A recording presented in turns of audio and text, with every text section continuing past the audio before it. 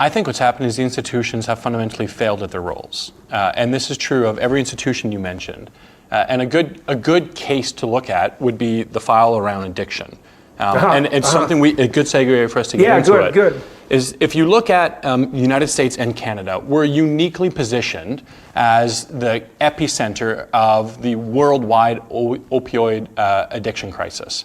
It really is here. And it's because of the failure of institutions. And you could tell this story all the way through, starting with 1995 when the FDA in the United States approved, and I think in an insane decision, oxycodone with Big Pharma. And they said that this would be good for public health. They said that there aren't risks of addiction. It's incredibly low. Oxycodone is twice as powerful as heroin, street heroin, right? It's also the case, by the way, and everyone who's listening should know this, that the probability that you can produce a pharmacological compound that's analgesic and not addictive is very low, right? Because the mechanism of action of analgesic medications is the same mechanism that produces drug-related reward.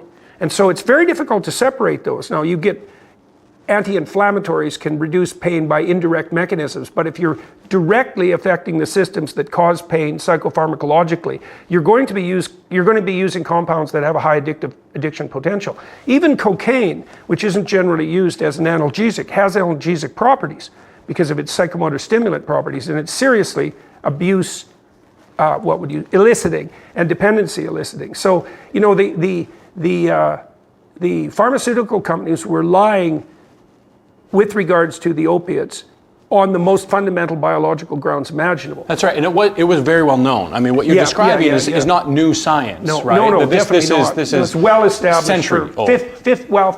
Yes, the addiction properties for, longer than that even maybe, but the actual pharmacology at the neurological level, that's been pretty well established since, I would say, it's probably 50 years at the molecular level. And so what happened was, the reason it went the way it did was not because of new science and not because of evidence. The mass opioid pandemic that we saw was because of marketing, fundamentally.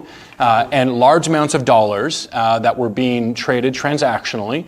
And we saw our regulatory bodies, our colleges, or the oversight bodies for physicians. We saw our medical schools. We saw every single institution in the medical world be co-opted by this, and so easily as well.